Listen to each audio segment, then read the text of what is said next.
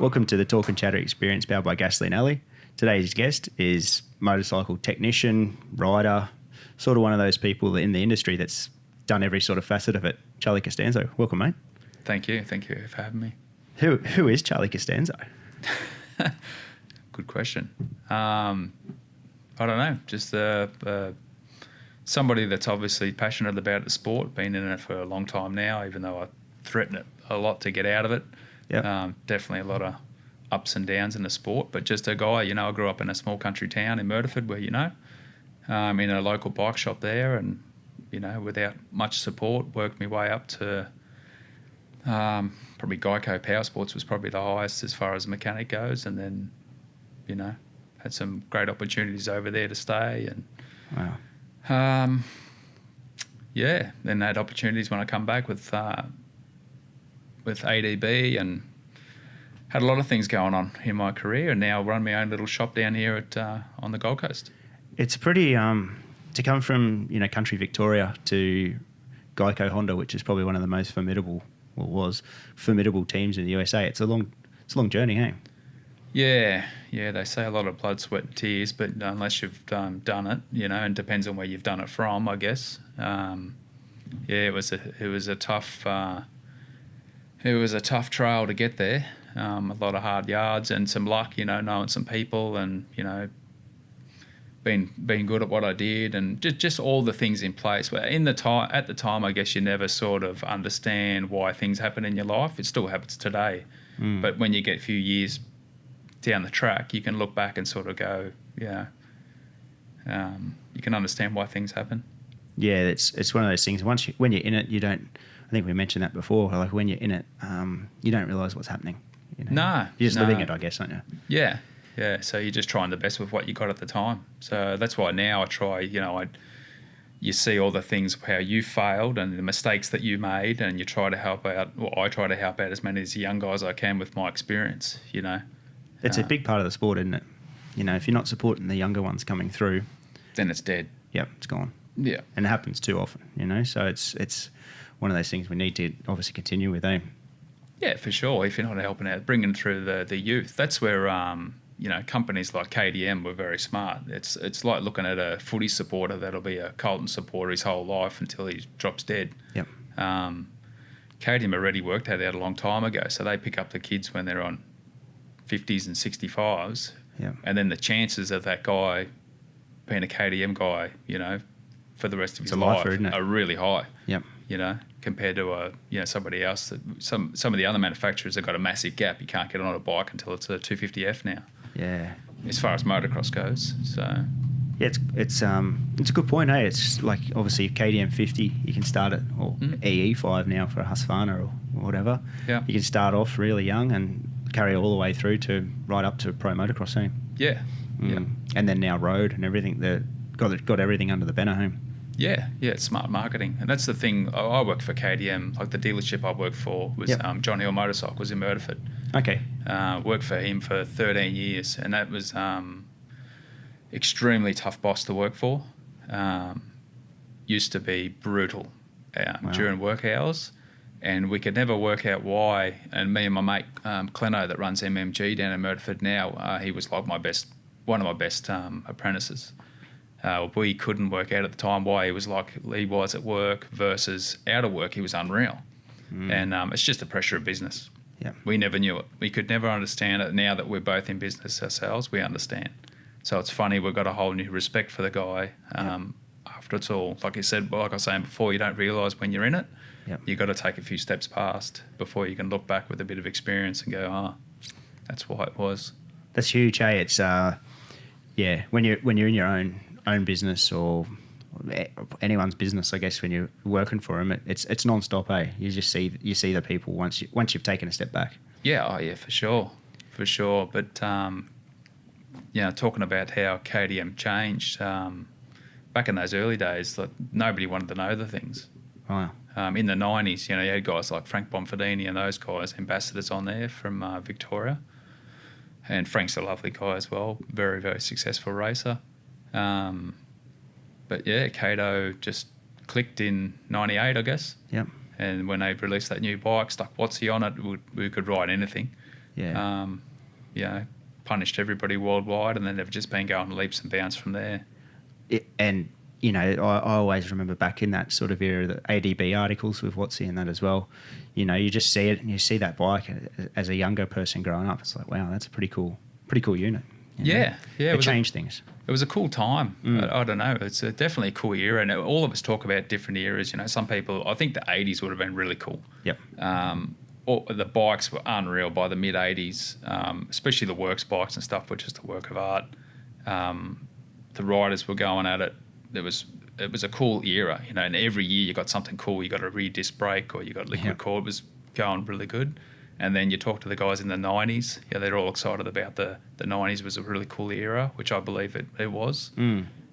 Each you know, decade has got its special, I don't know, special riders that come out. You know, we're blessed, I guess, that we're at our age that we got to see guys like Carmichael, Stewart, Reed. Yeah. You know, it will. I don't know if you'll ever see that again. Yeah, it's tough, isn't it? Because that was, you know, there's been multiple golden eras, but really the battles between those three. Yeah, and that's this era. That's this one. Yeah. So it's just it's cool. Who knows what the next era will bring? You know, it's kind of exciting. Does development of bikes? Now you're very technical with this. Does development of bikes keep rising, or does it get to a point where you go, okay, we're at a stop? That's an awesome question, because a guy will come in with his chest puffed out and say, I bought a brand new YZ250. Do you realise when that engine got released and that YZ250 was 1999? Right. That frame and everything else around it, apart from some of the plastic, was released in 2005. That's a 20-year-old motorcycle, give or take. Still making them the same die, pumping them out, you know. So technology like that, two-stroke, Ross spoke about this the other day, two-stroke technology, he says he believes it peaked in the late 80s because Honda already had the bore and stroke and everything sorted. That those engines, I mean, I still ride a lot of that VMX stuff now, and they're good. They're competitive, those things. I still ride an 01 KX250 now, and people can't believe it. Wow. I just enjoy them, you know. I don't know, I'm probably weird. But the electronics is getting better. Their bikes are more refined. They're trying a few things. But really, if you're a good enough rider, because motocross is kind of a weird sport, it's a lot about the rider. There was a kid only a few years ago that won Loretta's on a 85, I think it was, CR250 against all the modern bikes. You know, if you were set to say to somebody that was possible, you'd call him a liar. You would. But he brained him in I think it was the B expert class or whatever it was. It's incredible, eh? I watched some footage of that young guy. He was on a film, one of my friend's films that made, I think, and the bike and everything just looked unreal, hey? Yeah. It was a good package, but who would have thought that had happened? Oh, you would have said, like I said, you're a liar if you had said it. So all bikes now, like a lot of the technology is been the same now for a long time. Two-stroke stuff sort of like done and dusted. Kato and those companies I was speaking to Ty from ZipFix the other day about it. Suzuki's, he's got like early 90s Suzuki's. They had an external power valve adjuster, things like that back then. Yep. Back in those days, we didn't even know about that stuff. It was just something that was there and you rode. That was it. You just rode the bike, stuck your numbers on, did your thing. But like KTM's got those adjustments and everything now. Like I said, they've got all these pretty cool things as a standard package. You know, they've got a good. So those guys are still trying. Like the other companies, as you know, Honda bailed, Cowie bailed, Suzuki bailed. Do you think it could come back in any way? Like it's just gone, eh? No. Yeah. Without the Japanese manufacturers. Emissions support. and everything will squash it. Yeah. That's why California is one of the biggest bike markets in the world. Yeah. And once they squash it, that's it. The rest of the world doesn't sort of care. Because what's that thing that's getting around at the moment about 2030, I think it is, for California? They want all gasoline-powered vehicles gone. Yeah, yeah. Like recent new sales or whatever gone, you know? So, yeah, it's huge. Oh, that will be huge, yeah. What's the, where did it all start for you? Were you a bike fan as a kid? Oh, good question. At school, I was drawing motorbikes.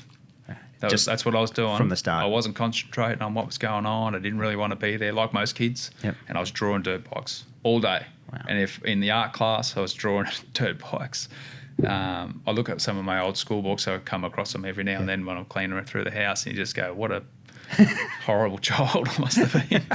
But I I was was just one focus. Yeah. So I come from a really poor family, abusive, and all the rest of it. That's a horror story within itself. And my first bike was a Yamaha 1977 DT100 when I was 7. I got the suspension from the local rubbish dump and spliced it in there with some fittings from a plumbing shop, and used to belt around the farm on that thing. And then I just remember I was working before school at a laundromat. I was working after school for Gary Motors in Myrtleford, just fixing cars and doing servicing and sweeping the floors and emptying the bins. Did what I have to do to get some money together because there was no other choice. And then my grandfather passed away at the time and left me a little bit of money. And the first thing I wanted to do was get a dirt bike, and that was my help to get something more modern. Mm-hmm. And I jumped on a KX250 and nearly killed myself. What a jump! Yeah. Well, that was my first new bike. So from a DT, I went to a 83 KX250, which I've actually still got the very same bike. I found it years and years later. Yeah, I've got it in my collection. And then swapped some stuff and whatever back in the day. And then got this KX250, which was the total wrong choice of motorcycle. Wow. And I remember going into the local bike shop and just begging them for work. I said, "I'll just work for you for nothing. I don't care."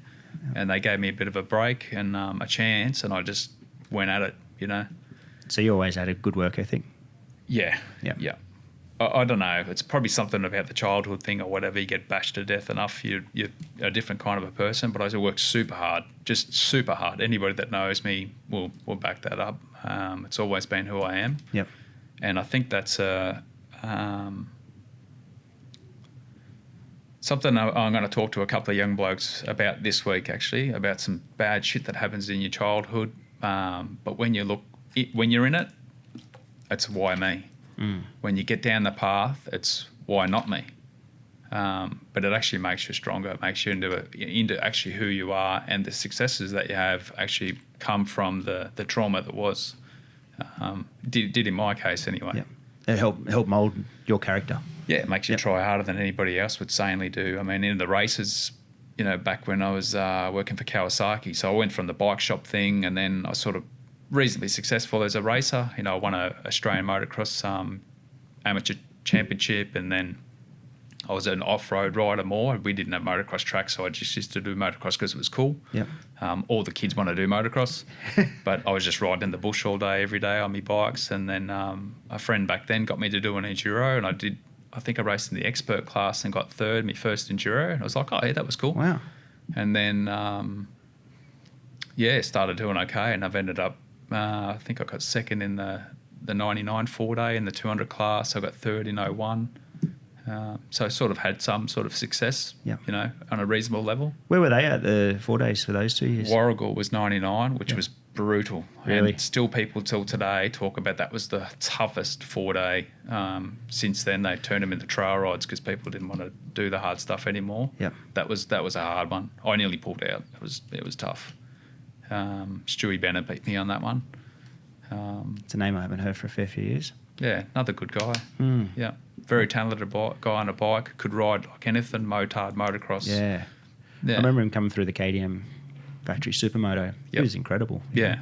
Post enduro career, obviously. Yeah, tough guy. He was a tough guy to beat. He beat me day 1 and 2. I beat him day 3, and then coming down to the Fighter Moto, and I just blew it. I blew the start. That's a funny story within itself. What were you on? KTM 200. Yeah, nice. Yeah, stock 200 EXC. I remember I was trying to pump myself up and be confident, and they just nailed down the start gate there in the grass paddock. Yeah. So I'm like, I'm a motocross guy. I was always known as the motocross guy in the off-road scene. Yep. So I'm like, I've got this, I've got this. Yep. I remember the gate dropped, and I just spun, and the whole field just disappeared. And I felt like, oh, God. I went into the first turn dead last, and I rode back to Stewie got the whole shot, and I rode back to second in the final moto, then just like rolled out of it. And I remember going across the finish line, knowing that I got second in the 4-day, and I said to myself, "You blew it." That was what I said as I crossed the line. You blew it. Second place. Was pissed. I didn't go there to get second. Yep. And then I missed the next year with a broken wrist. I think that was in Bairnsdale the next year. And then I did the one the following year in New Zealand it was at. Wow. So we had to ship the bikes and everything over. It was a big expense and everything for a guy working at the bike shop. Yeah. And so I was doing some wakeboarding and stuff beforehand just to try to keep fit and whatever, because the bike was gone for like a month. Yep. And I tore the medial ligament in my knee, being an idiot.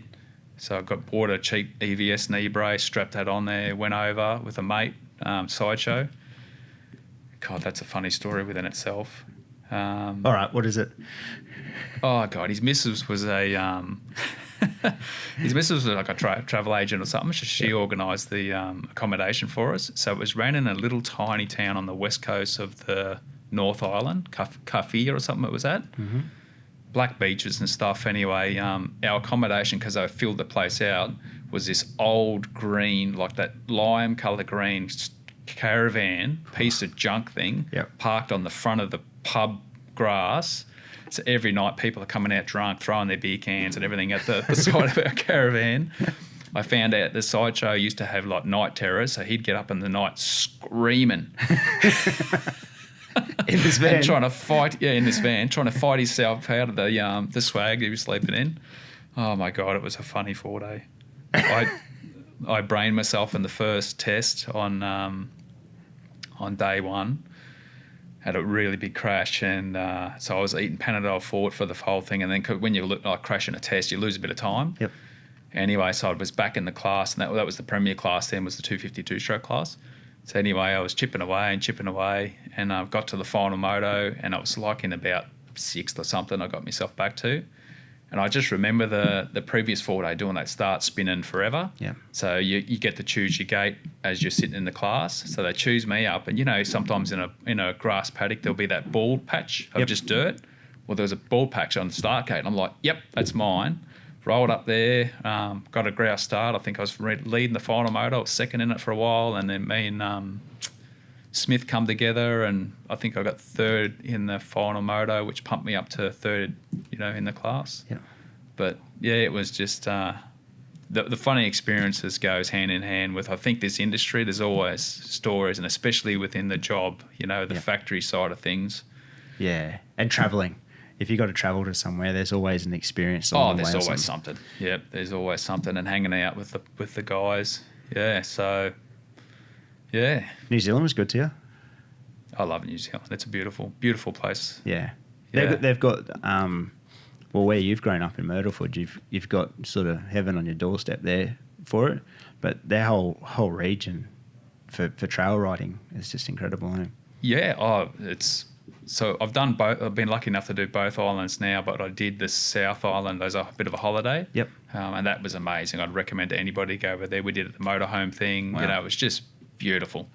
But the North Island, I've had some friends go over and stay with Hurley and do some riding over there. And they said just the whole moto scene over there is really opposite to what it is here. Here it's got a bit of a bad rep at the moment. I think people need to wake up a little bit. America's got a really friendly rep. New Zealand's got a super friendly rep. Come to the tracks, come to my track, It's real welcoming. Yeah. Here everybody's been out of shape for some reason. I don't know what's their problem is. Not everybody, but we could definitely be doing it better. Yeah. But New Zealand was cool, and they produce a lot of really good riders. Definitely. For such a small little country. Yeah, per capita, it's some good riders turned out. Cooper rode for us when I was working for Factory Honda. So that was my first step into the Factory Honda factory sort of mechanic scene. Yep. I'd applied for jobs with DAC before, with the CDR team. I'd gone down and spoke to Pip Harrison, who was the manager of the Honda race team at that stage. And then he moved out, and Buddha actually was the team manager. Mm-hmm. And I remember him ringing me up. So I'd worked for Hilly for like 13 years, and Buddha calls me up and goes, "Are you ready to work the hardest you have in your entire life?" And I'm like, "Yep." So he got us down there, And that's just another whole story. It was the state of that place was incredible. But went down there and I got to work, do Cody Cooper's bike and Shane's King bike. Yep. So I won the lights class and got second in the open class. And we first sort of go in the factory sort of thing. But talking about New Zealanders, Cody, mate, he's one of the funniest dudes you'll ever meet. Really? My God. His training was chasing sharks on his jet ski. Yeah, right. That's what he just running around. Just running around back home, and God, it was funny. So this was down. What are we talking about? Early 2000s. 2004. 4. Okay. Yep. Yeah. Wow. And was Honda in not a state, but was it just? Oh, it was a mess. I remember walking in there, and people have got their ideas of what they think a factory team should look like. Yep. And they definitely have stepped up now. It's really good. When I walked into Honda, there was just cabinets like old cabinets. You open them up and it's just like they've got every spare part known to man. You've got clutch plates and piston kits and whatever, just all just thrown in there. Wow. You just rummage through there. There was no organised plan. So a lot of the Honda stuff, apart from the astronomical amount of work, because we had 5 riders and 2 mechanics, so it was just a ratio that just couldn't work. Yep. So we were working insane amounts of hours. Was organising the place, getting it back to being a really well-oiled machine, and that was Buddha's input. Yeah, he always said you'd be the most organised people out there. He set a rule for me, which I carried through my entire career as a factory mechanic. He goes, and race day, you pull the bike out, you sit it on the stand, and you don't touch it. And that's to show everybody that you're ready. So I was always the first guy to the track. I'd set up the damn quick show, all the awning and everything myself if I had to. Yep. I was always made a point of being the first man there and being more prepared than anybody. And that was really good. Did bring a lot of success and everything, being that way. I was very successful with Dan and yep. A lot of other people along the way. So Buddha's background, for people that don't know or whatever, is HRC, isn't he? He's worked for factory HRC, obviously Mick doing years, that be correct? Yeah, so Buddha sort of before then. So to go back, so Buddha I think was the world mini bike motocross champion. Really? Yep. Wow. Yep. He gave me a lesson one day on a VMX thing. I never realised he was that good. Man, he made me look like an idiot. So he started that sort of scene. So he was always a good little mini bike rider. Yep. And then I think he started with Leesky. Mm-hmm. So he was Leesky's mechanic and a HRC mechanic for a lot of years. And Leesky, second in the world and all his success all over the world. So he's been world and US. Then he worked for a couple of other dudes in the US on Yamaha, I'm pretty sure. Then he jumped from there to Doohan's mechanic under JB. Yep. So then he got the 5 world championships there. And then he went from there to Kenny Roberts Jr., I think it was Suzuki. Yeah. Another title there, obviously.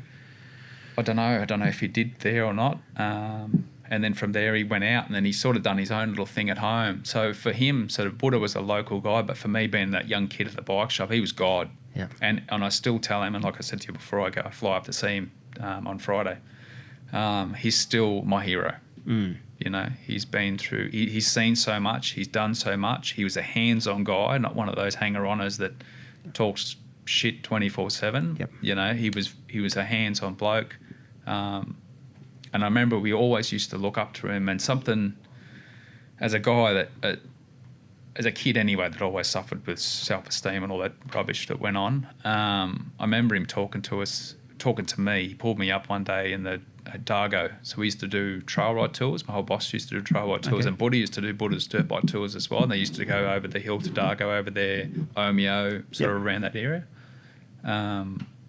Buddha just goes, nothing to make me happier than seeing a young kid like you come out of the bush and be a world champion. And the thing that held me back was me. I never believed really I should be able to do it, because when I was Merriman's sort of training partner for that time that I was at home and Merriman come up and ride with us, he said the same thing to me. He goes, you should be the 5-time world champ.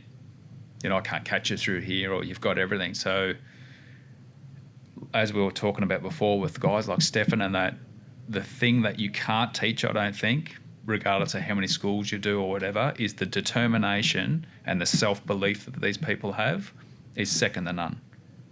Second to none. I know Daniel, when he on his A game, all those guys, is that it's not only their work ethic, it's not got a great machine to work with, a great team is very important. There's all these different elements that bring success in any sort of aspect of life, I guess, but especially racing. But just being able to believe in that you're going to get the job done. And that's that last little ingredient, isn't it? Yeah. Well, I don't think it's a little ingredient. Honestly, I think it's probably one of the main things. Self-belief. Yeah. I think it doesn't matter if you're in business or if you're riding a dirt bike or whatever you're doing, swinging a tennis racket or whatever.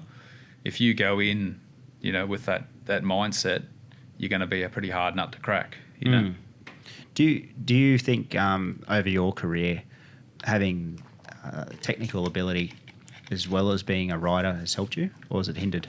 Nah, that's I remember that come up in one of the first articles that they did on me. When I first got into the mechanic scene, I thought being a rider was useless. I didn't think it had any. You just had to be a good mechanic. That was your place, and that was it. Yep. It ended up being completely different. So, because I was kind of a rider, I could understand, because the riders all explain everything differently to you. So you sort of understand a bump or how it feels, or when you're on the gas or off the gas. Not saying I'm the best rider out there at all by far, but you sort of got a bit of an idea. But how I sort of ended up doing more test riding was, I remember Hody, who was at Newcastle, I think he was having a shocker of a first moto, and he comes in, and Hody was pretty emotional. Yep. But an awesome dude. Who I miss, he lost it. He's like, the bike's kicking, it's kicking, he's carrying on, and he goes, go on the rebound forward in the shock. I'm like, you sure? Because I used to always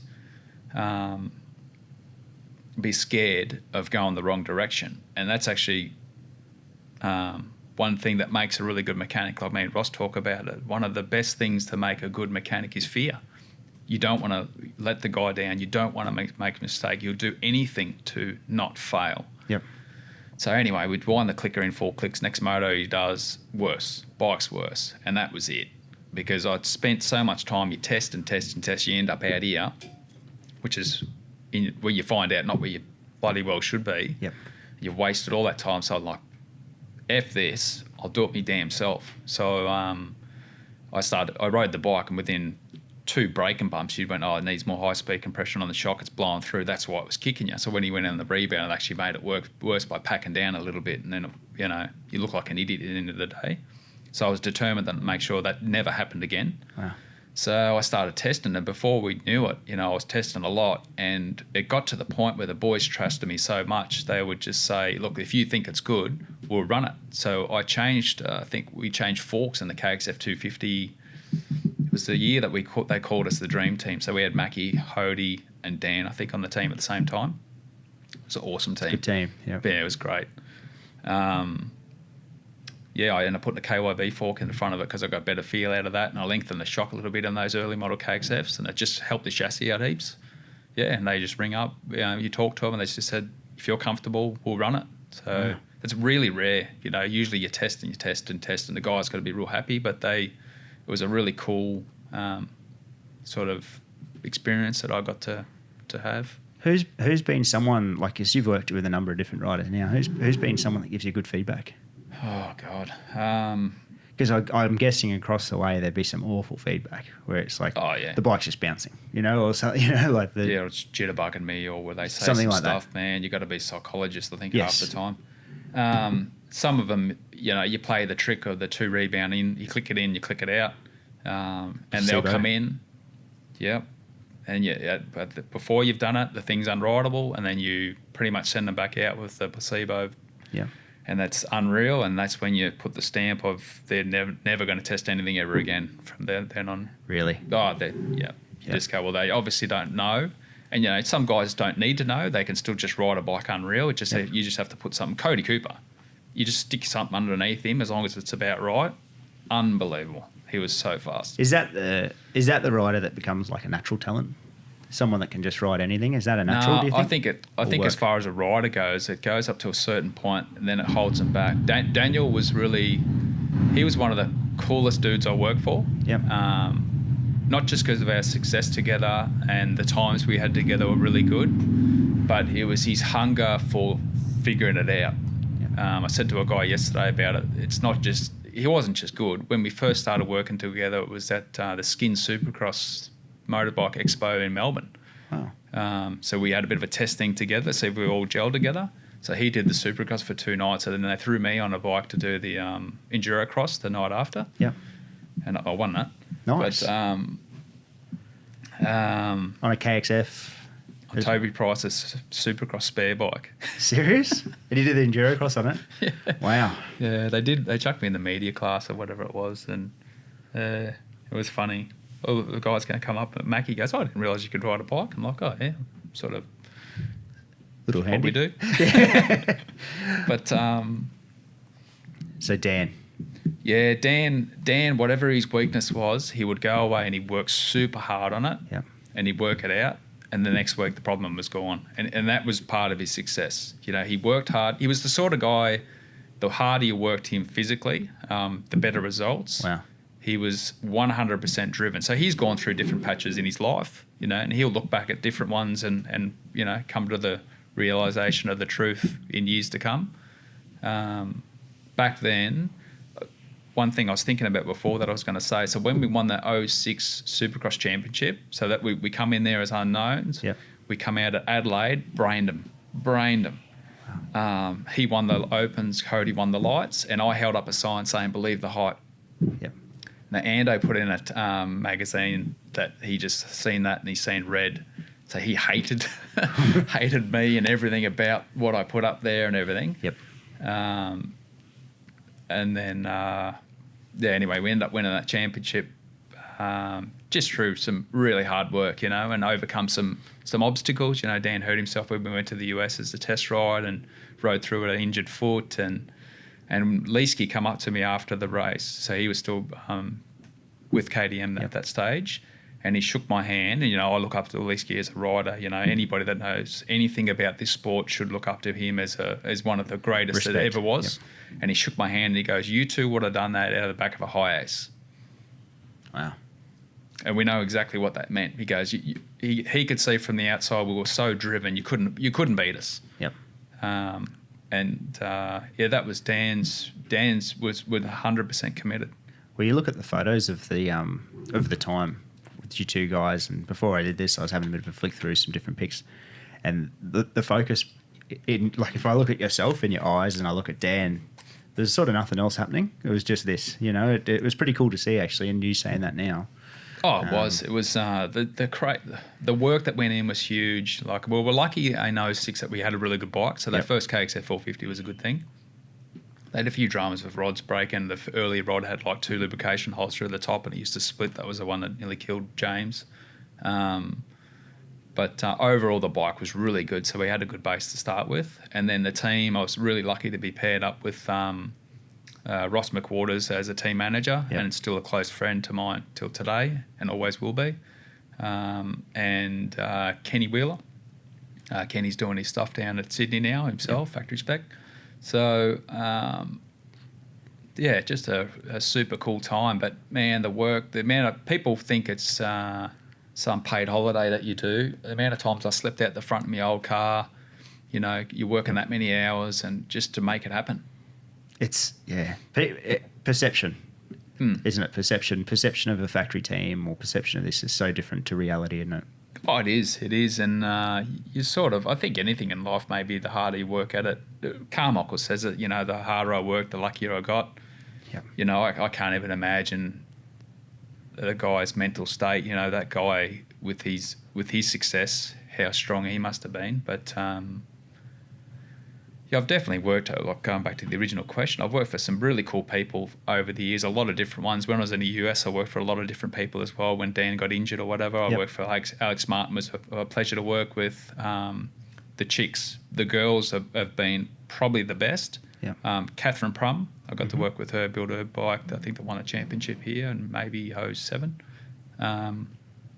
Super, super committed. Put the guys to shame. Wow. Turn up early, go for a run before we even had the bikes out of the truck.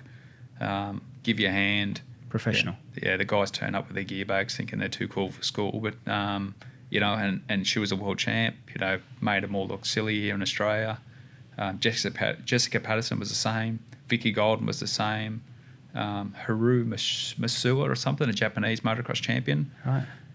She was the same, but they just thank you so much. There's no drama or problems. It's all pretty easy.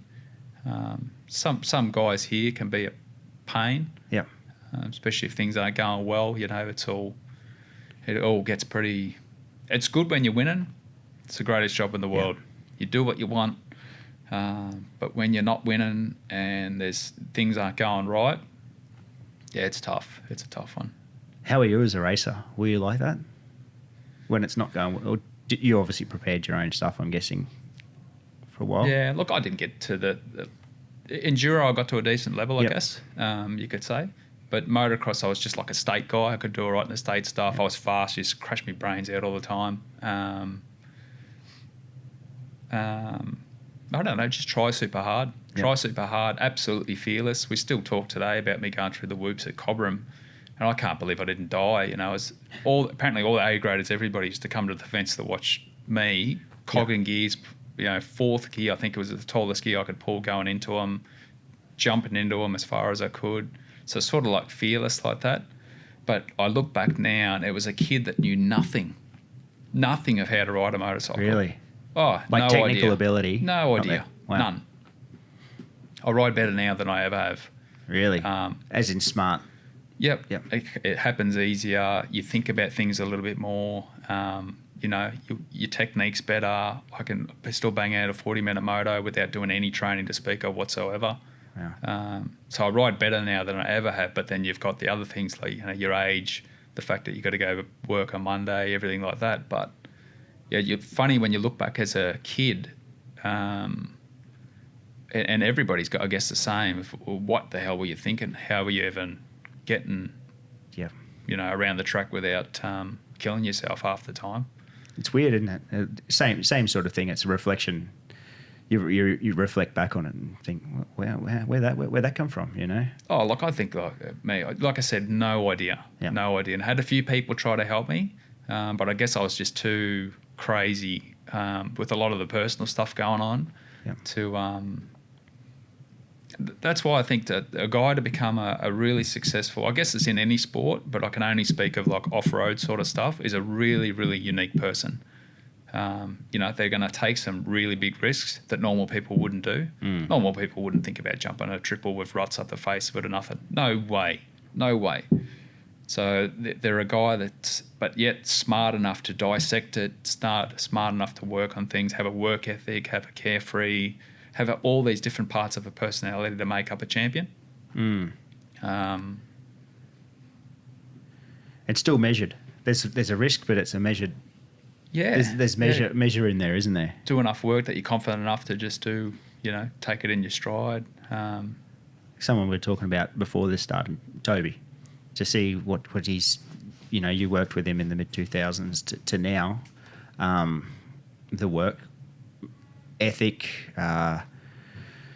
measure. I don't know how he does it, to be honest, what he's done now. But yeah, there's something in there as a recipe, hey? Well, here's a cool story. So when we can talk about Toby, and this is just my version. You know, everybody's version's always different. So Toby, I think, had won a motocross championship. There was always like pictures of his blood all over his hands. That was him. That was him as a kid. You know, he was a try-hard kid from the bush. And he's still, you know, I was only at his place the other day, and he still just laughs about being a bogan. But he, so he got thrown into the deep end as we were talking with Kawasaki, and with no Supercross experience, you know, was just getting pounded, injuries, and injuries will wreck anybody's career. And then, so that was in 2004 while I was at Honda, and then I went to Kawasaki in 2005. So we had Toby, Mehdi, and Shane. Shane King, was he there? I don't think he was. I think it was just those two. Yeah. Anyway, same thing was happening. You know, he always worked hard and everything like that. He was a big, easy guy to get along with. No dramas. Injuries.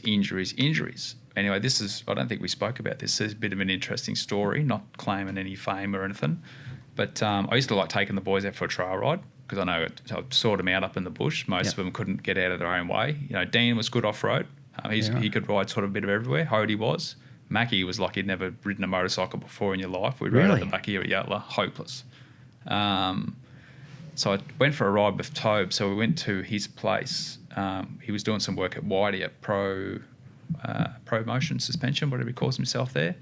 He had at Whitey's place, and he had a bit of a loop there. So I went out. I thought I'd be able to give him a bit of a touch up. Brain me. Really? I'm like, man, you're good off-road, Tobes. And I said, usually a big kid like that, he's big, he's strong, which works really good on the off-road stuff.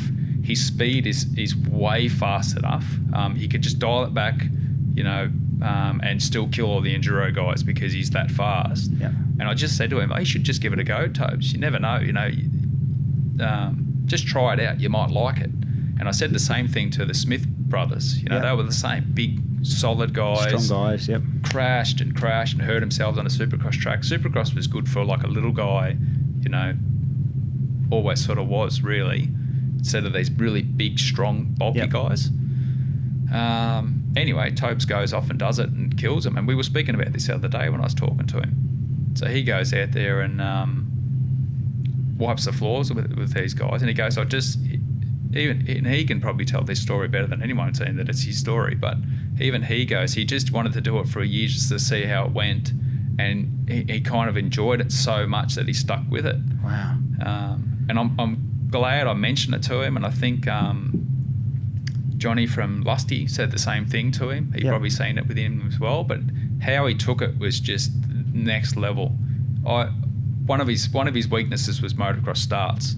Really? So I built a set of start gates at Kawasaki, just welded them together, just 2 start gates, because I was actually pretty good at starts. So we went up, I think it was me, him and Ross went up somewhere and banged him into the ground and were doing starts. So just to try to get him to beat me. You can't beat the mechanic, mate. You need a bit of a tune-up. His last start of the day, so you do a start, you break into this little thing, turn around, come back. And we just did it over and over until he got the damn thing right. He's breaking into there, picked up a rock in the ground. So when the front wheels hit it, it's pulled it out of the ground, hit the rear wheel, locked it, threw him over the bars, broke his collarbone, doing starts. I took him to the hospital. I think it was up to Toowoomba there somewhere. Couldn't believe his bad luck. So to take a kid that would break his collarbone doing starts, it's watching him, what he's done now in Dakar and the toughest, it's just inspirational, to say the least. There should be a stronger word because of what he's done. Like, I would have never thought he would be so dominant, flicking it through trees at the pace he's going at. I hit plenty of them myself, let alone going at his pace doing it. Yep. Incredible. And to make it even better, you can just talk to the guy like a normal guy. Yes. No ego. Just a person, hey? You're right. There needs to be a stronger word for it. And it's purely just incredible to see what he's done. Oh, it's great to see it. See how hard it was on him. At Cowie, he had all this expectation on his shoulders. His parents, sacrificed a lot for the kid. I went and had a dinner with them years and years ago, and I'll never forget. It was just down in some little caravan park at Singleton or somewhere, in this dodgy little caravan, and to see the success that they've had now is like I said, inspirational is not a strong enough word. And they're still fantastic people. Yep. They still talk to you like the day they met you.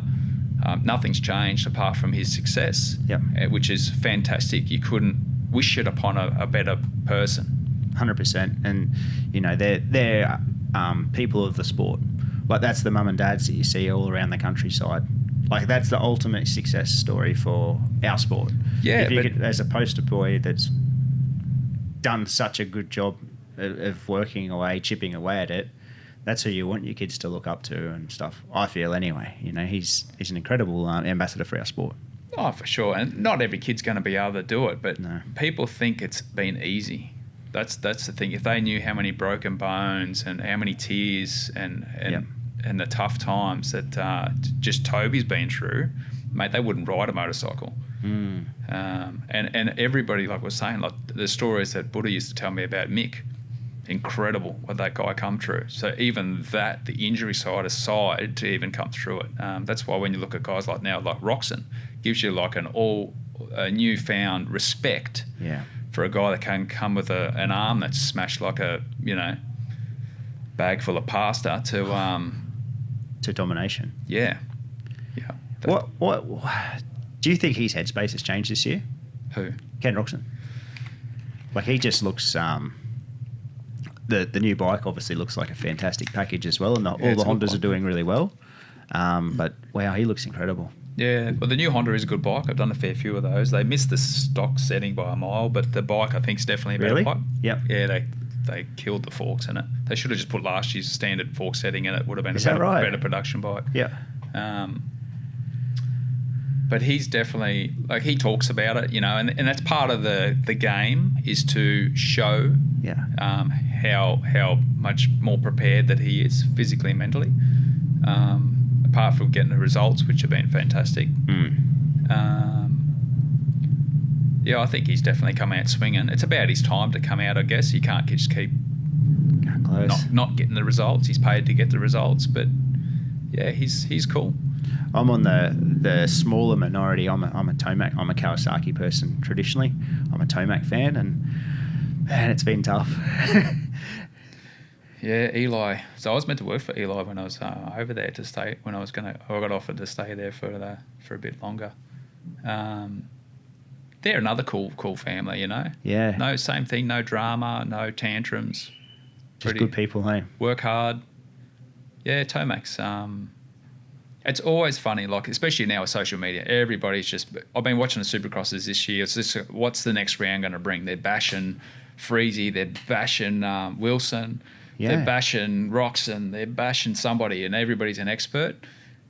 Unless you've been in there, to see how fast these guys are on a bike. Everyone there. Yep. Astronomical. The guys that are not even making the LCQ would wipe the floor with 90% of the people that even dream of being a factory rider in Australia. Yep.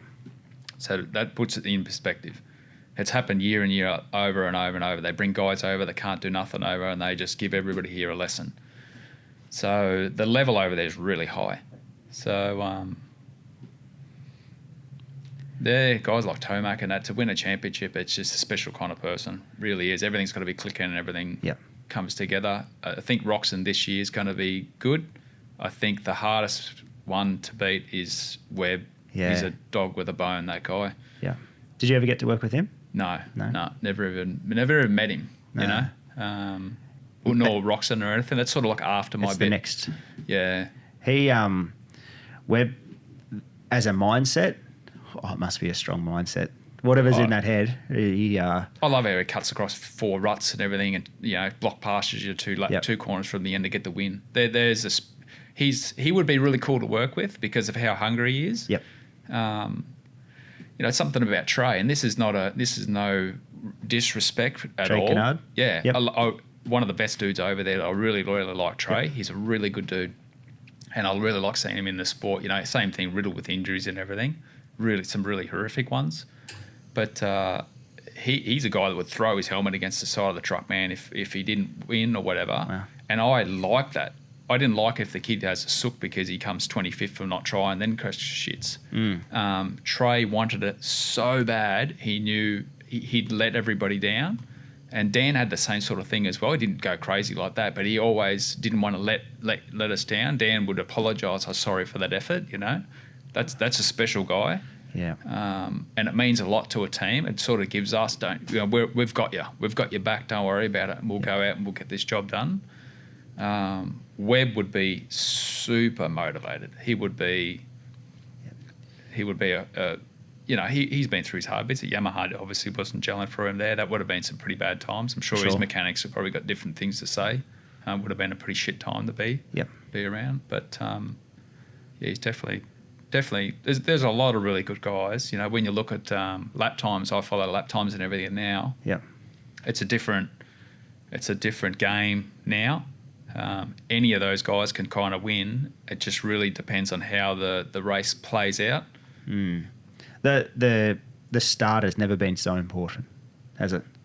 No, you can't make up ground on those guys. The lap times never lie. Like this was I've had a heap of different managers over the years, and they've all got their strong points and weak points.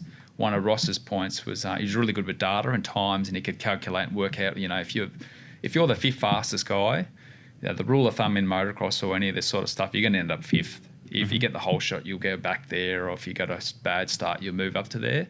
The thing is now is all the lap times are kind of nearly the same. That's why the guys really don't move unless they make a mistake or somebody gets in the way or something like that happens. So it's really tight. The start is really important. It's everything, you know. That's where you can make up or lose your most positions, isn't it? Yeah, it was hard past bloody 20 guys that are going nearly as quick as you. Pace. Now, without embarrassing you, you're probably known across Australia as one of the better suspension guys. How did that come about? Just experience, or is it something that you always had a good feel for? Yeah, that's a cool one. Look, I remember racing myself. I was, I think I was leading what they used to call them in Victoria, cross country or whatever. It was like a GNCC type thing. Yep. I was leading it outright, and I was riding for Johnny on Motorcycles as a shop assisted thing through KTM. I think it was about 2000, 2001 or whatever. I remember coming through braking bumps, and the thing was just going bang, bang, bang in my hands, slamming down that hard, blowing through, nearly blowing my hands off the bars. I had no idea back then of how to fix it. And it hurts your results. So the thing with coming from a small shop was you had to do everything. So we were doing suspension, building cranks, building engines, building complete bikes, diagnostics, electronics, everything. So you weren't just you didn't know just a little bit, you had to know everything and had to be good at everything. So the suspension thing, I always had good feel, I guess. And then once you become a good enough mechanic, and any mechanic can do it. Anybody with a mechanical mind that can break something down, dissect it, and work out how it works, and then put it back together. Anybody could sort of really do that. So I guess it was something that is probably one of the most important parts of the off-road motorcycling is the handling and the setup of the motorcycle. Because even if the thing's a bit slow or whatever, you can still ride the wheels off the thing if it handles without it killing you and get results. So the suspension sort of thing, I guess, it was part of my makeup, I guess. I want to be the best and all that sort of stuff all the time. I think about stuff all the time. I've been lucky to be surrounded with some really good people. Buddha, Roscoe, Pip, seen enough of the Geico stuff. Everybody's on the same page. That's why now when you pull something apart and it's either the workmanship's dog shit or the settings are just not even from this planet, everybody that's good, it's all sort of on the same page. That's kind of really important. But I don't know, it's just been a thing that's... Feel? Yeah, and a bit of common sense and, all that sort of stuff, I guess. Is it something you're seeing more these days, you'll get something come in, sent to you, and you go, well, workmanship's poor, or is everything at a level? No, it's all over the place. God, you got no idea. There's one I did last week was missing half the parts out of a spring conversion kit. It's a disaster. See, suspension used to be known as the black art. People were terrified of touching it. You wouldn't dare. And I go back to talking. Ross is older than me, so he's got a lot more experience than me. So this is Ross McWaters? McWaters, yeah. So we always talk all the time about sort of stuff. And back in the day, it was forbidden. It was forbidden. You don't touch it. You don't pull it apart. That's a specialised thing. And then over the years, it's changed. Anyway, now it's to the point where everybody's game enough to watch some half-assed YouTube video and start ripping and tearing and get a sticker made and go out and do their thing. And each to their own. I mean, good on them. Everybody's got to start somewhere. But now it's just a mess. It's really is. I guess it's easier because back in the day, if you snapped a post off a rebound post or something like that, that's it. Show's over. Mm-hmm. Now you can buy parts, so we have got some good suppliers in the country. But I don't know. I don't know if it's just me. It's still hard. It is a hard job to do. It's a hard job to get right. You got to be very, very precise. You got to use very, very good quality parts, which always was the thing I learnt early on when I went out on my own. Yep. You're always at the mercy of your parts. That's why now, Silkerland fluids, iBark springs, SKF seals. You just use the best that money can buy. Period. Otherwise, it all comes back on you. Yep. Do a lot of R&D settings. like I said, my business doesn't stop. It's from 6 till midnight, 7 days a week, and it's always chasing up a guy. Or I did a small setting change this morning before I got here. So I did Zane Dunlop's forks this morning, and I did Rizzo's a fork change for him. Not Ross Rizzo. Joel, yeah. Joel. Never stops. No. When might be Ross Rizzo. I'm hopeless with names. I've saved people in my phone under Northern New South Wales. Yeah, Probably Ross. Fast guy. Yeah, quick. He's been really good work with. Same thing again. Gives good feedback. Yeah. And I bounce on a 21 CRF 450. So I've done a fair few of them already. I've ridden one myself. And then you sort of like just move the settings around because everybody's a little bit different. You can't just keep doing the same setting for everybody. This is another thing that's weird with suspension. People say, I got my suspension done. What the hell does that mean? Done what? You can take a standard bike with a lot of problems. Then you can put a setting in that you believe, and everybody's different, that is a good setting to sort of suit that guy, spring rate, valving, whatever. But generally, that's only the first step. And then I usually tell people, if you've got to go any more than 2 to 4 clicks max, depending on the suspension brand, we have to change the setting to suit you. So you always got to move it around a little bit from person to person because everybody's different. Yep. Like you were saying before, with that cow that you had, you jump on it, it's either right or it's not right. And if you can't, you generally know, even if you don't know what the hell you're talking about. It's one thing that we always promoted with testing. It's pointless making a setting change and then you do busting in at a 40-minute moto. You'll know in 3 corners if it's better, worse, or can't tell. Ross used to always say. And if you don't know, that's when you don't touch it. You can't tell. Yeah, you don't touch it. Yeah, some guys don't need to touch it. Yep. What's a good suspension package coming out of the factory now? Cowie forks are good. Yeah. They're the KXF 450 fork. I've done a lot of those, and you leave them standard. They're good. You spring them up a bit. You put more oil in the outer chamber, and they're not bad. They're not a bad setting for Australian sort of conditions for an average sort of normal dude. You don't need to. I don't need to sell them a revalve to create more bloody work for myself. I've got tons there as it is. Yeah. They're actually a good fork, standard. So there's some out there that are pretty good. The guys seem to be liking the 21 YZF 250. Yeah, okay. Standard package. Yep. Yeah, they're not bad. Other bikes that have come out, like 16 model Kato, when they first released the new bike, was deadly. Really? It was terrible. Just a bad design. Missed it by a mile. The standard rear spring then, I think, was a 48 Newton, which was good for a guy like nearly 100 kilos with the same linkage on the bike now, So, they all go in leaps and bounds. Like I said, the 21 Honda, they killed that with the fork setting. They really missed the mark with that one. Just the chassis setup and that, obviously the balance seems pretty good, eh? Yeah, they're great. Bit hard to get the shock in and out of, but a lot of the bikes are now getting a little more complicated, I guess, with all the electronics and everything going on. Yep. Yami's still very good to work with. The Cowie's still a really good bike to work with. I'm a Cowie guy as well. You'd love coming to my place. I've got a shed full of them. Yeah, I've heard you've got a bit of a collection going, hey? Yeah. So did you sell that 250 that you originally had and then refound it years later? Yeah. So I bought that by chance, or was it something you're searching for? No, by chance. So I went from that DT 100s. I started riding when I was 7. Flapped around the farm on that thing. There's some funny stories on that thing as well. I always had a thing of crashing on New Year's Eve. So apparently they found me one day. Again, I used to wear an open-faced blue helmet with a yellow peak. I know what it was. And I used to burn around the farm. Watch him. He's getting faster. He's going too fast. Yep. Bang, down I go. So they reckon they found me one day unconscious down there. They dragged me back to the house like I was dead. And I'm spitting out, blood. But it wasn't blood. It was cow shit. Oh. I'd end-for-ended this thing down the paddock. I was only a kid, Yeah. But they reckon, I talked to my mum about it. She thought it was hilarious. But anyway, I went from that to a KX 250. So I sold a cow on my farm, which was that 83 KX 250. Yeah.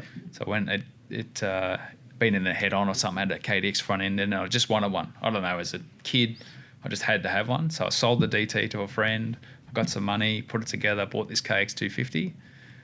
And, used to ride around on that like a bloody madman. So imagine jump from a DT100 to a 83 KX250, bloody hell. Anyway, I used to be a really good javelin thrower at school. I did the states and stuff and used to just spank everyone. And I took the KX250 for my first ride out of the farm, whatever, come down a hill, flat front tyre, drove me into the ground, wrecked my shoulder, no money, no nothing, never got it fixed, still can't throw a tennis ball. Wow. So shoulder's gone? Yeah. Your whole life? Yeah, I don't know what I did to it, but I crunched it good back then. So, that was the end of that. Still got dramas with it till today. And then, found that bike. So how it come to be was I was working for Wodonga KTM. So that was John Hill Motorcycles moved across. So he still had, I think he still had John Hill Motorcycles running the Myrtleford. Then we moved KTM to Albury Wodonga. And then there was a cylinder sitting in a box that a kid dieboard left there. And I was just like, man, I need a camping bike. And there was a KX250 cylinder anyway. I went and I knew him, so I grabbed. Our boss gave me the cylinder.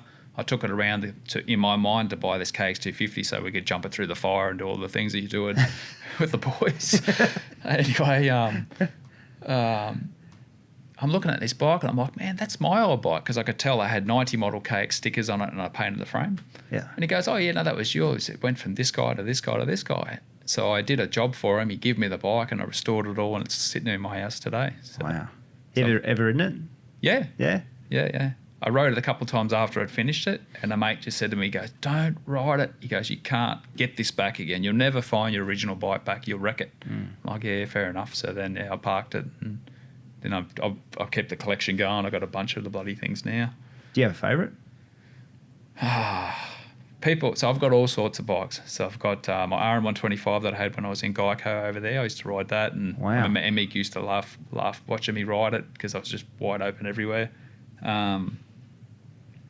I've got some Yamahas. I've got a bunch of Cowies, like starting from the 83 KX250, 89 KX250 US Model 1 with the 46 conventional forks and the low boy tank. I've got 92 KX125, 98 KX250, 01 KX250, 05 KX250, DR400.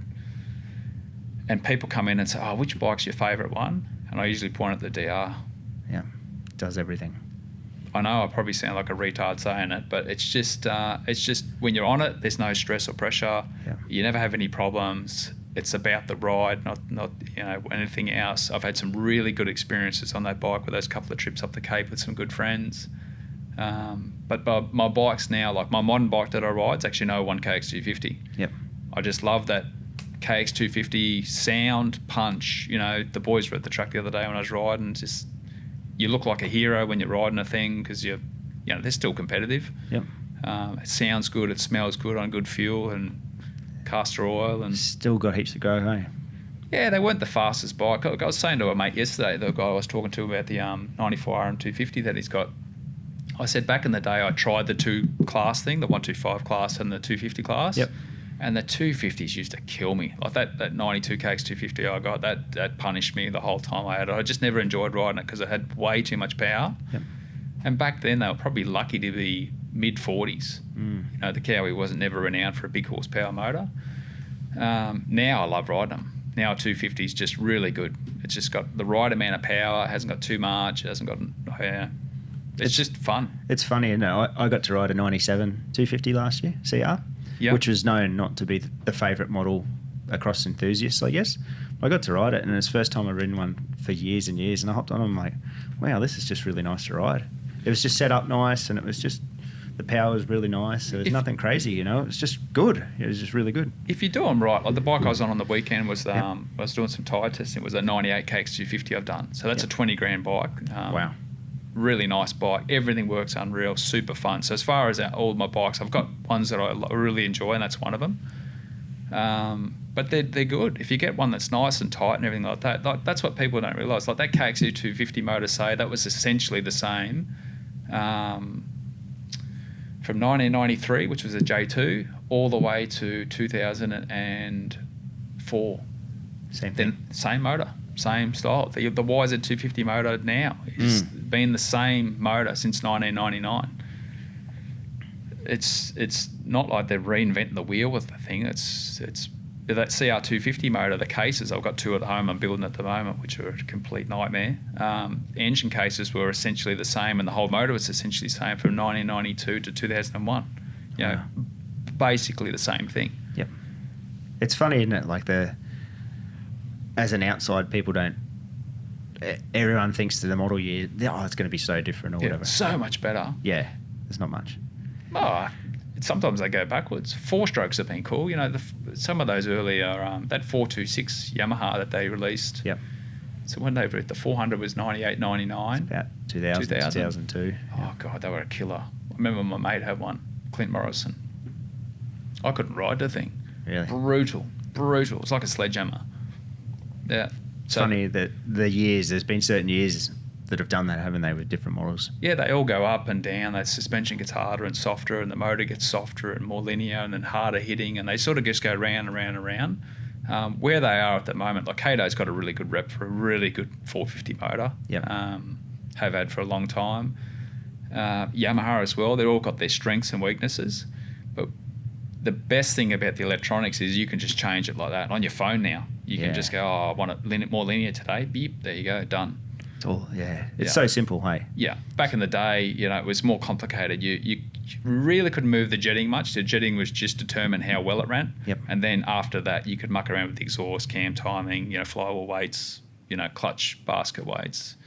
That was the main things, wasn't it, really, at that time? Yeah. Now electronically, you can change that whole entire motorcycle. Yeah, it's crazy. Which is really cool. Yeah, I've got the new Husky and I haven't touched anything yet. I'm just, it's just a good out of the box thing. You know, you don't need to touch anything, which is pretty cool. Oh, they're like cheating now. I rode that 450 the other day, and honestly, I've got to be on my A game and make sure you don't make any mistakes and hit all your marks and carry your speed and everything on an old 2-stroke thing. Yep. You know, everything matters. You know, that's why it's kind of cool doing tyre testing on it, because it really matters. Yep. You feel everything. And then you jump on that 450 Honda and you can be the sloppiest, messiest rider, one wheel in one right, one in the other, you know, laid on the power, and you can still ride reasonably fast. And I remember something that Brett Metcalf wrote in a magazine. I think he was doing a thing for ADB back in the day. So it was when he was on that Yamaha Troy YZ125, was one of the last guys out there on one. Yep. He said the 4-strokes have made an average rider into a good one. It's true. Yep. Yeah, every word of that is exactly right, isn't it? Yeah. So, and you see it in the racing's different because of it too. There's a lot more people being able to vie for a top 10, for instance, because it's leveled the playing field a little bit more. And I guess that's why we're going back to what we were talking about before. Why you see so many times like so close. Exactly the same. Yeah. It's so well developed, isn't it? At that point. Like I remember, oh God, the stories. We could talk about this forever, but press day and stuff, like the Mosses on YZ125s back in the day, my God, like everybody was waiting for them. So one of them had to be the first guy to jump the triple. And usually on press day, the triple wasn't built properly. It was always a bit crazy. Anyway, they've always got to line the thing up there. You had to get... it wasn't unusual for guys during racing back in those sort of days. The guys just wouldn't jump the triple. On a 125, you just didn't have the power, and unless you got the corner absolutely perfect and everything was, you know, all your ducks were in a row, you weren't doing it. So now any guy can roll around a corner like a retard, you know, roll the throttle and do it most of the time anyway. But yeah, back in those days, God, I remember we used to have some good laughs watching those boys. They were fearless. Still are fearless. Yeah, it's still there, isn't it? Yeah. When when'd you go to America? Was it 08? 07? What was end Dan's of titles? 08 and 09. Yeah. How was it? Like when you first got there, was it like were you lost? Yeah, some good questions. So I remember something. So I went to go from Kawasaki here. So I finished up with Kawa here and went to Geico. So I remember the first thing that went through my head when I walked into Geico was, what the hell have I done? It was a mess, mate. Yeah, it was in a Geico Honda. Yep. Yeah. Yep. I know, you know, good friends with Ziggy and everything, but the team internally was in a bit of a mess. It was a bit of a bit of a messy place, period. It was really disorganised and everything. There was a lot of internal fighting and, oh, God, it was a shit show. But, like the US was... So my only experience of the US prior to that is we went over. So me, Ross, Kenny, and Dan went over just to do a one-off race thing. Yeah. So we roll over there, and it was just unreal. It was where everybody that works in the industry or has anything to do with Australia, motocross, dreams of the US. Yep. And I highly recommend anybody that should, when all this COVID stuff sorts itself out, is go over, experience it. It's fantastic. They love motocross. Here, you might as well be a leper. Over there, they love it. It's a mainstream sport. They really encourage it, especially if you're from another country. So anyway, I roll over there and we did that first race and we were practicing really good. Dan was on pace and like everybody was looking at him. It was like, oh, who's this guy? And like, oh, we're just from Australia having a bit of a crack. Anyway, we rode at, where was it? Lake Elsinore. And he slipped off the peg in between a section and crunched his foot on the ground and bruised his heel, but it's like super painful as a rider. So nothing broken, but like might as well have been. So we went to do Glen Helen and he was just in too much pain. And he was desperate to ride because he really wanted that he was 100% committed to get to the US eventually anyway. Yeah. And did. But we sort of just went, look, you make yourself look like an idiot rolling around here in 20th place. It's not, if you can't perform at your A game. So we bailed out. But, and then I come back home and then, we did our thing. Then Dan went over in 08, did his thing. And then I went over and at the end of 08, it was really good in some, like the work was unreal. Loved it. And I thought all those guys would be like really, really knowledgeable. It was completely different. So all those guys over there have a specific job. That's it. They don't want to know and don't need to know anything else. Where I was sort of, in Australia, you're doing suspension motors, putting tyres on, driving the truck to the race, setting the awning up, coming back, doing the magazine story on the way home. It's just like you got to do everything. So that was kind of weird. But I got to do we had some issues which Geico had for years, which was a flooding issue. And then we ended up with a transmission issue when they first released that 450 in 2009. And I come up with a solution. So I designed an anti-flooding system for that FCR carb that fixed those bikes with that, because that's why every time they fell over, they couldn't start the things. They'd flood themselves stupid. So they had an issue between that and the decomp timing on the exhaust cam. That was really cool, and it sort of elevated me like straight away. So I wasn't just a normal guy putting stickers and motors in and out of chassis. You were somebody special, and they did eventually offer me a position at the end of which was hard to come back from. They offered me to be the R&D guy for HRC. And I come home for somebody else, but that's a whole nother story. But it was a lot of work. I had a lot of pressure on myself. I only took over X amount of money, so I took over $5,000. Yeah. It was when the arse fell out of that, and it was 62 cents or something. So my $5,000 vaporised to about $2,500 by the time I got there. And I was over there. How it works is if you don't have you need your visa to get your social security number. You need your social security number to get your pay. They won't pay otherwise. Wow. So I got over there. There was a muck up with my visa and everything from the guy that was organising it here, and it took 3 months before I could get paid. And I didn't want to take any money from my partner at the time here, so I just kept. I was living on nothing, living on 49-cent burritos from Taco Bell, working astronomical hours. I remember Kibby saying, he goes, "Man, we don't want you to burn out," because I was there, same thing, had the same mentality. I was there before anybody else turned up. I was the last one to leave every single day. Yep. Sorted out a lot of the stuff with Dan's bikes, and I think I did some cool stuff over there. But it was just tough. It was tough. I guess if you've never done it, you can't explain it. But you sort of forget. It's a different lifestyle over there. You lose contact of everybody, all the little things that you had to keep you going here. Yeah. Your little support system breaks apart. Like I said, I had heaps of pressure on me. Like Dan's results weren't great. He was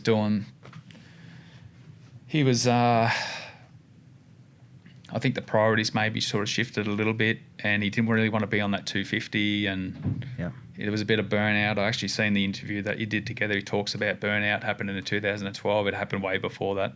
Really? Cool. Yeah, 100%. He might want me to say it, but he was he was working really hard, and you can only do that for sort of so long. And he was riding in the US, then coming back here and doing the Australian series, and it was just go, go, go, go, go. But give credit where credit's due, and this is why I will always have the utmost respect for Daniel Reardon. Is I remember him doing the Supercross series here in 2008. I said to his father at the time, because it was kind of like a tune-up game, you know, he'd had his head beaten in over there. His confidence was pretty low. I said, you can have two things happen here. He can come out and he can brain these guys and pump himself back up again, because confidence is so important in this sport. Yep. Or he could get his ass handed to him and go back like a wounded dog. Sure as shit, the results don't come, looked terrible on the bike, went back a beaten man. Anyway, that's when we started. We put something together. I went over there with him. And to take a guy who's broken like that, to have him, I think he led or might have won the heat race at A1 and was leading the main. The work ethic that took to do that is second to none. Yep. That's why I have respect for him, because it takes a lot to take a guy from rock bottom to that level, you know. And he come out, he did all right there, and then he got a bit pumped up or whatever happened. He fell over and couldn't start that bloody bike. I remember Ziggy saying to me, he goes, "You make sure you ride that bike off the track." And there was a real technique of starting those things when they were flooded. You had to have everything perfect and hold your tongue right, and then you could get them to go. And Dan kicked it until he'd run out of time. Yeah, he had steam coming off him. He was, you know, and that was a hard one because he built himself up to the point where we were, you know, he could have finished third that night. It would have been unreal. Unreal. It would have been a really good place to come from compared to where he was. And that was a hard one. And he had a fair few of those through the year. I still watched that championship, you know, 2 nights ago. Yeah, still watch it. And it definitely was a hard one for him. But like I say, I still respect him to come from where he come from, for sure. I said it to Dan at the time, and I feel he doesn't get the props he deserves sometimes. You know, he's very intelligent, and just, I don't know, like every dealing, and I said it to him, and I'll say it to everyone, he's just fantastic to deal with, and what he's done for Australian motocross and supercross has been huge. So, but sometimes it just gets a little forgotten or pushed away to the side sometimes, I feel. There's so many parts of the sport. Things that happen behind the scenes that people got no idea about. You know, and to be, like I was saying before, to be any of these special athletes that are right at the front, that's a kind of pretty special person. Yep. Not everybody's going to do it. That's why they're on the big bucks. They were. Yeah. I don't know. It's God, we had some funny times. He used to come into the workshops. I'd be working when it got moved up here, so that's when Brett Whale was running it. So it was out of up the road, wasn't it? Springwood. Yeah, just here. Yep. So I'd be working weekends, whatever. I was always in there doing something. So Dan would try to sneak in and scare me. So he'd sneak, and I'd just hear, I'd sense he was there, and I'd turn around and he'd freeze, but he's in plain sight, but he'd just freeze like I couldn't see him, like a chameleon. God, it was funny. Dan, what are you doing? But yeah, it was definitely tough in the US. There was a lot of work, a lot of hours, heaps of testing. Yep. They leave us for dead. We're doing nothing here compared to what happens over there. And big testing. You can do frames all day, you know, in between motos. You can be pulling. One day when we're having those transmission issues on that bloody 450, we went to, so it started early in the morning. We go to Glen Helen. The thing starts to miss shift by the end of the day. So we finished the test. I go back to the Geico workshop, pull the motor, split it, put a new tranny in, put it all back together, leave there, get back home at 1 o'clock in the morning, back to the track at 6 the next morning. So you've tested, and you've done a full transmission change all in a day? Yeah. Back ready to go? Yeah, the next day. And you do it over and over again till you work out what's wrong with it. And I end up coming up with a fix for that bloody thing as well. So they used to just put works trannies in, which was a $5,000 transmission that was made out of unobtainium that could never break. But there had to be a reason, I thought, of why the production one never used to have problems, and now it all of a sudden has problems. So anyway, you figure that out and sorted that out over there. So that was good. Was the 2009 the one that had the big guard? That was the CRF, wasn't it? Yeah, so the first of the new shape 450. New shape, wasn't it? Yeah, it started with a round at the back. Yeah, so the 250 was the last of the old shape, and then Yep. the 450 was the first of the new shape. And everybody hated them then. It was like, oh, they've wrecked this bike because they finished with such a good bike. That 08. Yeah. Oh, everybody talked about that 08, which was kind of what the 06 KXF 450 was. Wow. Pretty close. Yep. Nobody knows. There was actually another KXF 450. People don't even know about it. What do you mean? So their original bike that they had a twin spar frame, sort of like a like the early model was at F450. Yeah, it was like that. Really? They couldn't get it to work.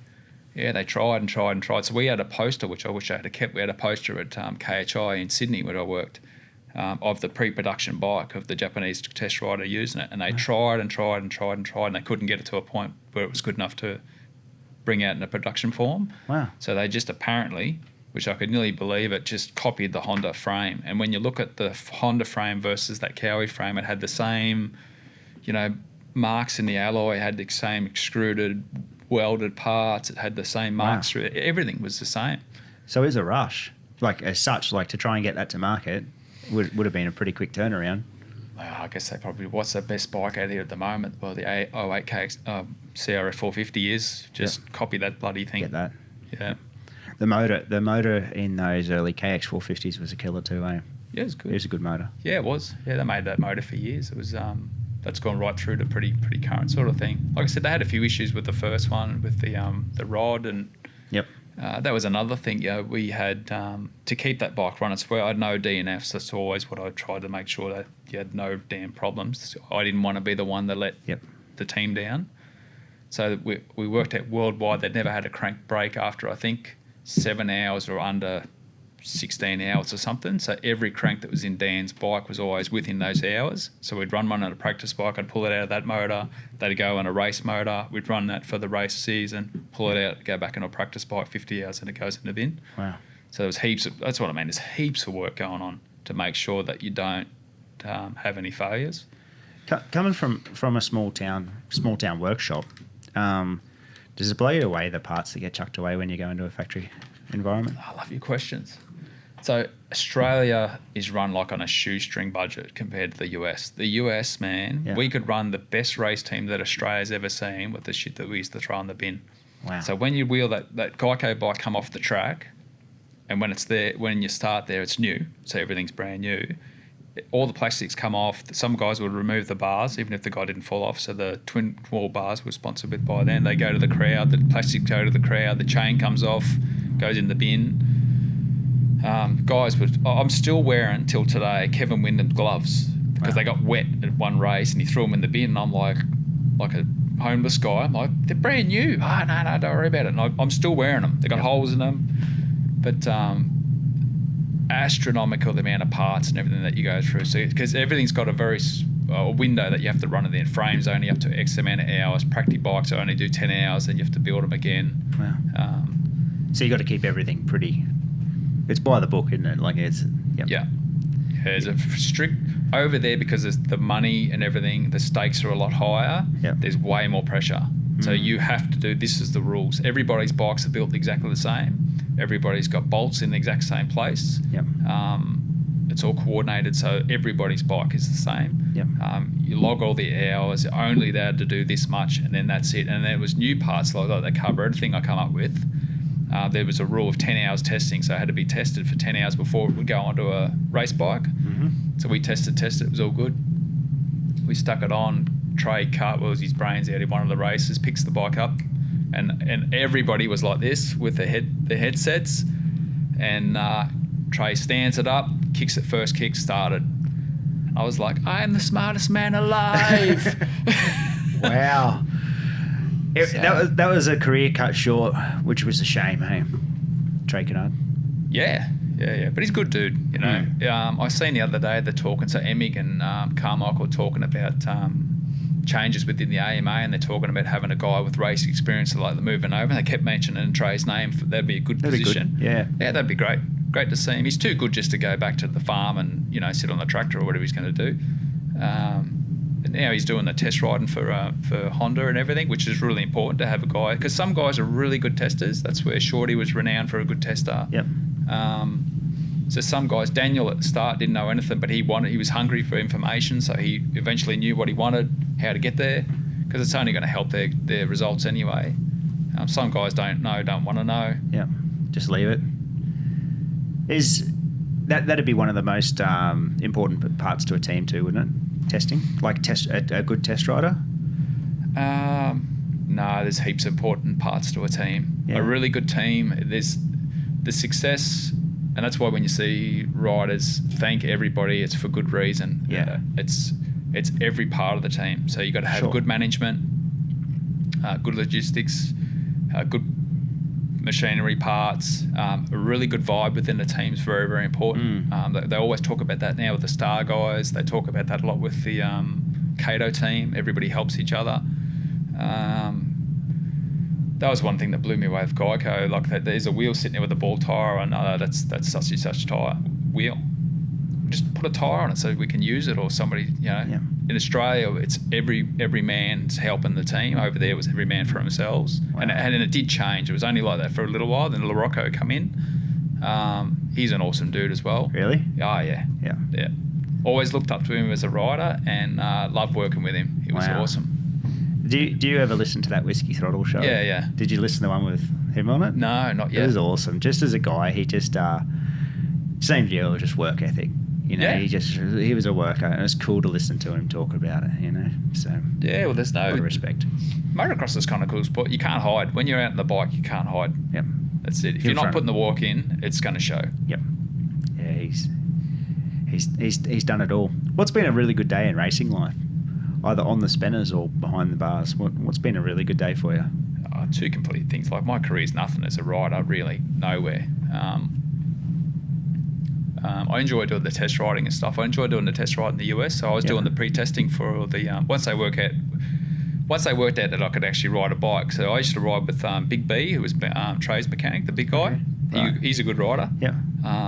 And Kalmar, so he was a Wyndham's mechanic. So we got to go to the track, and I always wanted to be the fastest guy, of course. So once I worked out that I could ride, I'd do the pre-testing. So what happened with some parts, say Vortex Ignition would come over, and they'd have 20 different maps. But so instead of going to the track and testing 20 maps with Wyndham and Dan, they'd send me there. I'd test and I'd go, look, these 4 work really good. This one's the best one. And ironically, they're the ones that we end up running. That was the one that Wyndham and Dan ran. Yeah. So I'd sort of do all the pre-testing. I'd test some suspension stuff or ignition stuff or whatever they wanted me to do. So that was kind of really cool. I really did enjoy that. That was because you got the mechanical side, the ride skill side, whatever. You can sort of give them the right information, so they're going for months on end in the wrong bloody direction. But as a mechanic, I don't know. There's heaps of stuff. Winning the championship with Dan was cool. Yeah, that was a good one. The amount of work we put in. We were the underdogs. The Cowie team was sort of a team that nobody wanted to be a part of up to that stage. It had a bad rep, and we turned it around to be number one team. When I got there, mate, there was doors hanging off the hinges of the truck, and it was the same thing. Needed a bit of a tune-up, and the work that goes in. Like I said, you're not just doing bikes. You put the whole team together. Yeah. And I was just lucky, like I said, to have a good, to be paired with another equally as good people. Yeah. Kenny and Ross and everyone. We were all on the same page. So like winning stuff like that was good. What you said at the start about the Believe the Hype board, that at that time, remember the hype that was around? Like it was huge. Like when that title and that was won at that time. Hey, around that era, for, like Dan Reardon, I don't know, put Kawasaki on the map again here. Yeah. Like I said, we turned the team from a joke, from an absolute joke to really comes back around from what you said. Yeah. Yeah, and no disrespect to the guys in the past. There's you have to talk to Roscoe about the problems with management and everything. It was just a mess. It was a mess. Wow. And as a mechanic, I never seen those sorts of things and that side of it. I had my little goggles on and I was doing my thing. Yep. And I knew what I needed to get my damn job done the way I needed it done, and that was it. There's all this other stuff on the side all the time, and anybody that's been in it, at every level, at a high level, will understand that it comes from the top, But we come in there swinging. come out with the championship. Would have won, probably would have won both championships that year, I think. Hodie had it in the bag. Yeah. Yeah, he hurt himself at, where did he hurt himself? A hay bale flicked out and he broke his, because they had sort of supercross, then motocross and supercross. It was a little weird or something weird went on. Yeah, he crashed at Toowoomba, I think. Yeah, hurt himself, and then they mucked up with the, I was talking with Ross the other day, because everybody remembers a different side of the story, you know. Yep. So apparently they put a plate in to his arm, whatever, and then the plate bent, and yeah, it was a nightmare. He had a horrid run. Same thing, an injury. Yep. You know, keeps the guy down. Yeah, it's one of the hardest parts of the sport as an athlete, isn't it? Just trying to keep those injuries at bay. Yeah, some guys are lucky. Dan was one of the lucky ones. He never had a lot of injuries. You know, they come sort of later with him. Some guys, you know, I used to crash every time he got on the bike. So, yeah, everybody's different. So what else is next? You're doing obviously your own stuff now out of here. Yeah. Yeah, I just do my own thing now. Yep. That's about it. That's good. Yeah, it's been good. I've had a lot of success. I was just thinking the other day, actually, it's been over 10 years I've been working for myself. I couldn't believe it. Should have had a party or something. But, yeah, I started. So when I got back from the US, it was all a bit of a nightmare in my personal life and everything, which was the reason why I come back. But it all turned to shit in a big way. So I did some work just for the Mates Earth Moving thing, and then that was just not me. And then I just sort of sprouted the business up out of a little, like a builder's trailer or something. I went down and bought it and stuck some stickers on it, and then, you know, people just wanted me here, there and everywhere. And, yeah, it grew it up, you know, from sort of the nothing. And I'm not a businessman. I'm still not. You know, I'm learning every day, and that's a whole different side of running your own business. I'm good on the tools. You know, that's probably where I should have stayed. But, yeah, I'm doing my thing now. It's just getting busier and busier all the time. I'm looking at branching out now and doing some other stuff. Wow. We'll know about that soon enough. But, yeah, it's going all right. Awesome. Met some cool people, had some good results, you know, with Corey last year. And a lot of got some really good up-and-coming juniors and won a lot of championships, you know, between then and now. But being part of it anyway with the suspension side of things. It's yeah, the Corey stuff, like that's incredible in its own right as well, hey? That was learning how to do suspension again. Was that really? Quarter pipe? The quarter pipe? Because what would happen, I'm guessing, I'm just saying this camera's about to go out, so sorry to everyone watching this particular part. That must just blow everything through the suspension at that time when they land, I'm guessing. Man, I went out to his compound out there near Bow Desert, so he wanted me to come out and watch him, and it was the only time I went out. Man, scary. You know when you nearly go over the bars and you get that big rush of adrenaline and it makes all your hair stand up? That's what I got watching him. Couldn't believe it. So he goes up the ramp, launches this thing, lands, broke his foot peg off, laughs about that. But just the impact of when he lands on the ground is really, because he's coming from us really, really high. And the down ramp he got out there probably wasn't steep enough. He couldn't make it steep enough because the dirt kept falling away. So he'd land like really hard. But how I did that one, you can't just think up a setting in your sleep. It doesn't work like that. And you can't just jump too far. I've seen people do it in the past with supercross suspension. They jump too far, then you develop braking issues. It'll break posts off the compression stack. It'll break cartridges. It'll blow cartridges up. You'll bend shock shafts. And I never want to go down that path. I've seen other people do it. It's a big no-no. So you sort of just put something in, and that's why we went and did so much testing. And Corey was pretty good. They'd go out there, and he has to go out and they'd play with some stuff, and then they'd relay it back to me. And the thing with Corey was because he was, there's another one you can see. He's not that he's pushy. He's just really determined, and I like to see that. That's a guy that wants to make it happen. That's if you don't know what you're looking at, it just looks like they're being a prick. And he never was. He was the most professional guy, one of the best dudes I've ever worked with. Period. Unreal. Really determined though. He was the same thing. They weren't going to beat him that year. You know, he was so determined to win. But every time he'd go a metre higher, we'd have to change the setting because it just changed the pressure the bike would land under so much. So it was just going every time, and every time he'd come back, he'd go, oh yeah, I'm going higher now. I need this. So we'd push it. It just kept going. It never actually stopped. We were still testing when he come and talked to me about his new path with Raceline. Wow. And that's sort of where it ended. It ended when he jumped on a different bike. Does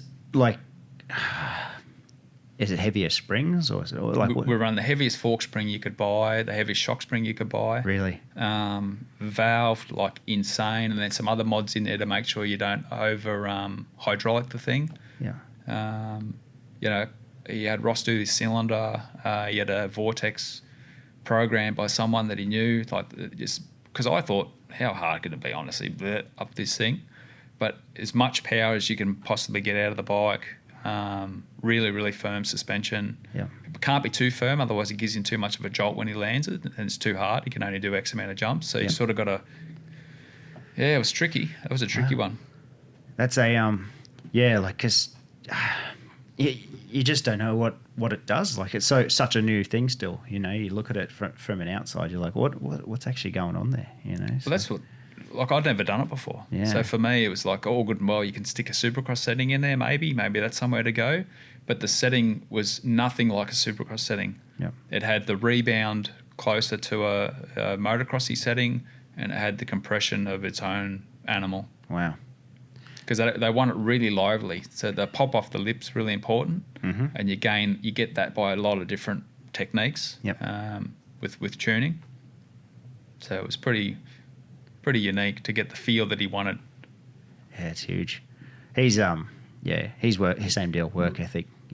He's got such a focus on what he wants to do there. It's awesome. That's why it's good to see it. It's good to be part of a guy like that, and especially when you get the results, it's like the icing on the cake. Yep. But it's to no surprise. When he won, it was awesome, but it was not really a surprise to me. I knew he was going over there to sort of get the job done. Yep. It's cool to see guys like that. That's why, like going back, I think we spoke about it earlier, was the guys like Merriam and Watsy. God, pick any of them, Dan and any of the guys that have been champions. They got that other switch in there where they're just going to win. No matter what. They're going to make it happen. Tell me this, last question. When someone talks about like a factory suspension that Kenny be on or something like that, how you've obviously worked on both sides and all sides of the spectrum. How different is it? Another great question. So with Geico, they have access to anything you want. So here we use production suspension, and I was lucky enough to, when they tested all our bikes, we were better than everybody anyway on the production stuff, just tuned right. So that was probably one of my proudest moments actually when they did that stroke test back in 2006. We killed him, and that was really good for Daniel's confidence because he knew he was on the best bike. Yep. So the US, they got access to anything and everything, and people will love this story. So their lights bikes are using a kit shower. They're open bikes, so there's only a couple of sets of work suspension. So Stuart was on it, Chad would run it, and Wyndham had it. So that's the one with like the off-colour white top tube sort of thing. Really, really, really trick. It's got like bearings on the top and bottom of the springs to get rid of the tension out of the spring, and all sorts of stuff. Really trick. Anyway, Barsha had just come from the amateurs. So an amateur bike over there is pretty much just a stock bike. Do the standard suspension, throw a pipe on a bit of engine work. That's an amateur bike. So he's come over to Geico. That was the first year in 2009. And he goes, I can't ride this bike, man. It's so rigid, so stiff, so stiff, so stiff. So full credit to Ziggy. Ziggy's not one of those guys, and this is where a lot of suspension guys get into problems, where it's my way or no way. Ziggy's a very open-minded guy. So he's like, oh, righto. So we actually ended up going back to testing the production suspension. So those Hondas in 2010, I think it was, that Trey won the championship on, production suspension. Yeah. Wyndham and that 09 Sarah 450 for the first half of the championship, production fork and shock. He had access to stuff that people could only dream about touching, let alone riding on. Yeah. And he liked the feel of the production KYB fork and shock. And the Showa one in 2010 was pretty much a copy of the Triple S KYB. Really, really nice production suspension. Just coated legs, anodized lowers, revalved by factory connection that knows what they're doing. And you got a bike that wins championships. It's crazy. So we tested with Brett Metcalf one day at Parla. So we used a, God, what did we have in his bike? 40, I think they were 49 mil kit fork in one side and a production 47 in the other side. The mix, we called it. Loved it. Really? We couldn't run it because you'd look like idiots rolling up to the line. But it got everybody thinking we're too rigid. We need to get some flex back in the bike, and they changed components, and that's where they went down that path. And they're not too proud to roll to the line with a championship on the line, with production fork and shock in, when they've got the kit suspension by the truckloads sitting back at the workshop. Wow. People just don't understand that, and they wouldn't believe you. But I've been there. I've been in the dyno rooms. I know what the bikes make. I've built the race engines and the pracky engines, and yeah, it's pretty cool. Because so the bikes, the motor now is so strong anyway. Hey. Yeah, motors now you can pull a bike out of a box now. It makes more power than a factory bike did 10 years ago. Yeah, it's crazy. Yeah. Well, mate, we've done a fair bit of time. I appreciate it so much. When Ben and Toby and I were sitting at dinner the other week talking about it, and we at first came up, we were talking about a linkage on. I'm building a 96 250 up myself, and when we were talking about it, I'm like, oh yeah, I'd love to have you on. So, mate, I really appreciate these few hours. It's been awesome, mate. Oh, thank you. I appreciate being on here. Like, I haven't done one of these for a long time. Back in the day, I used to do a bit of this sort of stuff, and it was natural. But now I've been out of the game for a bit doing my own thing. But I really appreciate the opportunity.